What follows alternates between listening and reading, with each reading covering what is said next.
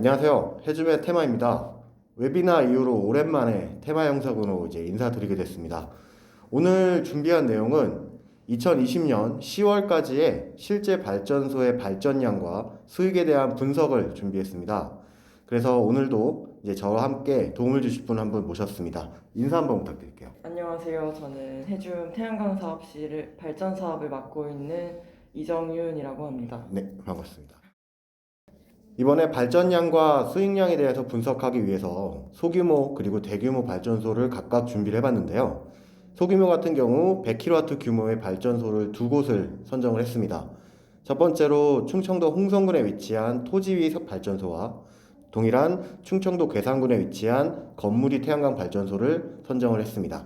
이 두 발전소 모두 해줌에서 설치 및 관리를 하고 있는 발전소입니다.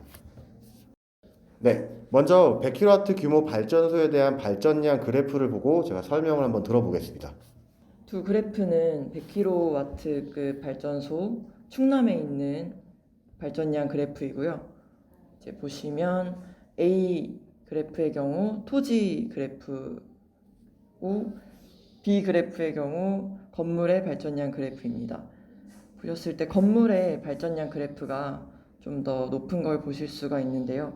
토지 같은 경우에는 평균 3시간이 나왔고 건물의 경우 연평균 4시간의 발전 시간이 나왔습니다. 네, 제가 그래프를 보다 보니까 약간 좀 질문이 생겼는데요. 지금 7, 8월 같은 경우에는 여름 시즌인데 보통 이때는 발전이 가장 잘 된다라고 알고 계시는 분들이 많거든요. 근데 지금 그래프상에서 굉장히 좀 낮게 발전량이 발생을 했는데 혹시 이유가 있을까요? 그래프 보시면 확실히 7, 8월에 발전량이 현저히 떨어진 걸 볼 수가 있는데요. 7, 8월 같은 경우에는 일사량은 많지만 우기이기도 하고 이제 태풍이 불기도 해서 실제 발전량이 떨어지는 시기입니다. 또한 온도가 높으면 모듈 온도가 상승해서 효율이 감소하기 때문에 그런 점들도 발전량에 영향을 미친다고 보실 수가 있습니다. 아, 네, 그렇군요. 그럼 제가 또 하나 질문이 생겼는데, 지금 이 두 발전소 같은 경우에는 토지 위에 설치했다, 건물 위에 설치했다라는 이유 말고는 큰 차이점이 없는데, 지금 발전량은 꽤나 차이를 보이고 있거든요. 혹시 이런 부분에 대해서도 이유가 있을까요? 네, 발전량 차이가 나는 이유는 보통 한 세 가지 정도가 있는데요. 첫 번째는 지역별로 일사량, 온도, 강우량 등의 차이가 나기 때문에 발전 시간의 차이가 발생을 하고, 두 번째로는 이제 모듈을 어떤 방향으로 설치했느냐, 그리고 어떤 각도로 설치를 했느냐에 따라서 발전 시간 차이가 나게 되고요. 그리고 세 번째로는 이제 발전소 주변에 음영이 얼마나 지느냐인데요. 이런 경우에 보통 토지보다는 건물에 음영이 질 가능성이 적기 때문에 좀 더 건물이 잘 나오지 않았나 싶습니다. 네, 그리고 추가적으로 설명을 드리면, 최근 토지 같은 경우에는 지자체 조례 내용들 때문에 사실상 사업 허가가 어렵기 때문에 최근에는 건물 및 태양광을 많이 진행을 하시는 경우가 많다는 거 하나 말씀해 드리고 싶네요. 네, 그럼 이어서 방금 전 그 두 발전소에 대해서 실제 발전소의 발전량을 가지고 수익, 즉 매출에 대해서 한번 설명을 부탁드려도 될까요? A 토지의 경우에는 이제 한국형 FIT로 계약을 하셔서 킬로와트아워당 206.7원에 계약을 하셨는데요. 이 그래프 월 평균으로 따지면 이제 약 200만 원의 수익을 보고 계시고, B의 경우 건물의 경우에는 똑같이 한국형 FIT로 진행을 하셨는데 킬로와트아워당 228.9원에 계약을 하셨고요. 이제 그래프를 보시면 이제 월 평균 약 280만 원의 매출을 내고 계십니다. 아, 네. 근데 제가 아까 그 발전량 그래프하고 비교를 했을 때 지금 질문이 하나 좀 드릴 것 같은데 전 그래프를 잠깐 보면 6월 달의 경우 분명 토지 발전소가 건물에 설치된 발전소보다 발전량이 분명 높은 그래프를 보였거든요. 그런데 실제로 매출로 봤을 때는 다시 건물 태양광의 발전소의 매출이 더 높은 부분으로 나왔습니다. 혹시 이게 따로 이유가 있나요?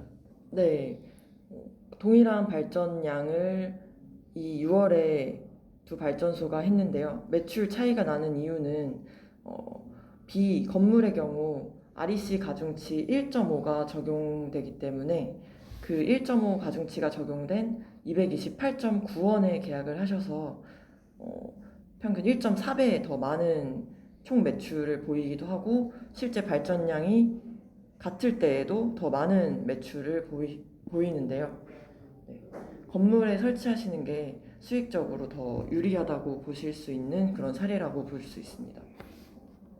네, 그러면 지금 발전량 그리고 수익 혹은 매출 부분에 대해서 둘 다 건물리 태양광이 좀 더 높게 잘 발전이 되고 돈도 많이 벌었다 이렇게 볼 수가 있는데 이 매출 부분 외에도 단순히 건물리 태양광이 좀 더 좋다라고 할 수 있는 이유가 있을까요? 네. 뭐 토지든 건물이든 뭐 소유주 분이시면 다 발전 사업을 하시는 게 좋겠지만 건물의 경우 토지보다 훨씬 요즘 각광을 많이 받고 있는데요. 이유는 한 세 가지 정도 들을 수 있을 것 같아요. 일단 건물의 경우 옥상이나 지붕을 활용할 수 있는 가장 좋은 방법이라고 저는 생각을 하거든요. 유휴 공간을 활용하기 때문에 굉장히 경제적이고 또 부가 수익을 창출할 수 있는 그런 방법이기도 하고요. 그다음에 두 번째는 토지에 비해서 인허가 절차가 간단하기 때문에 더 사업을 진행하시기에도 편하고요. 건물의 경우 사람이 잘 지나다니기도 하고 이렇게 차량 이동이 수월하게 하기 때문에 접근성이 좋아서 유지 관리가 훨씬 수월하기 때문에 장점이 많다고 보실 수 있습니다. 네. 그럼 이제 두 번째로 이어서 이제 소규모가 아닌 대규모 발전소에 대해서 한번 발전량과 실제 수익이 얼마나 나오고 있는지를 한번 보겠습니다. 발전소 같은 경우에는 저희가 1메가와트 규모의 발전소를 좀 선정을 했고요.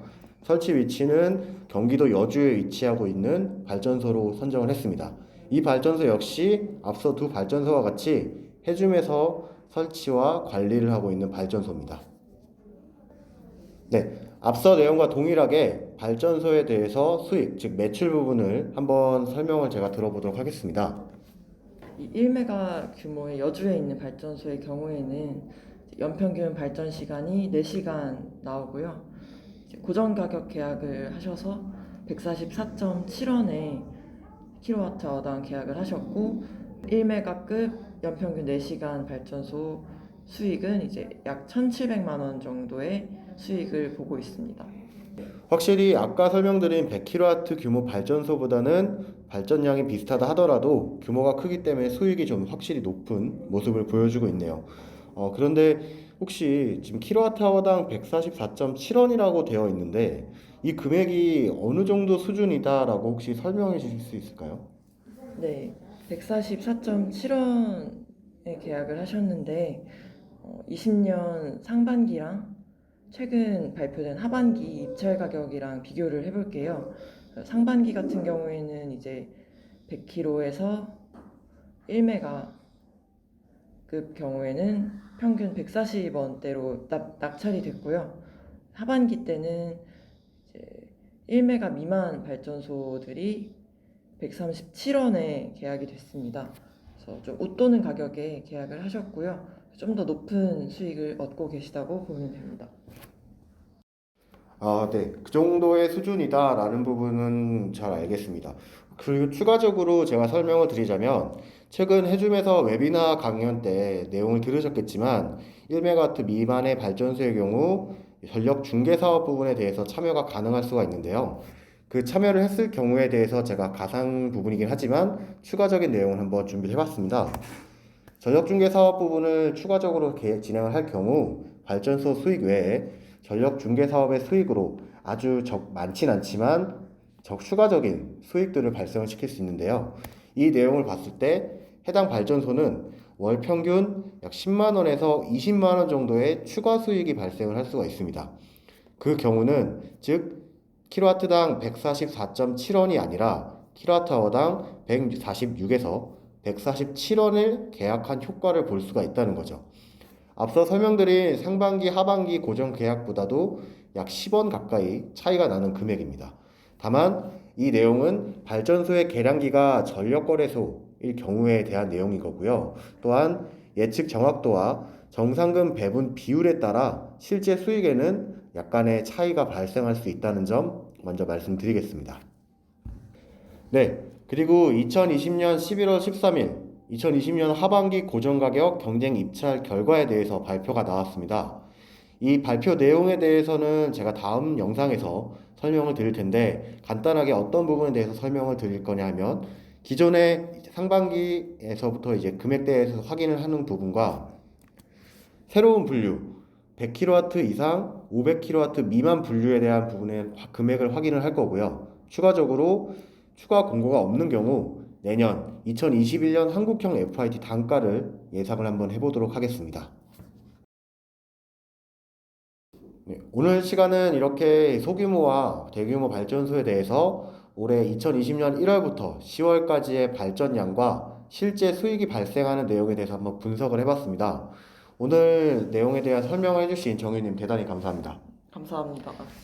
해줌은 클린 에너지를 최대 전력원으로 라는 목표를 위해 열심히 노력하겠습니다. 영상 시청해주셔서 감사합니다.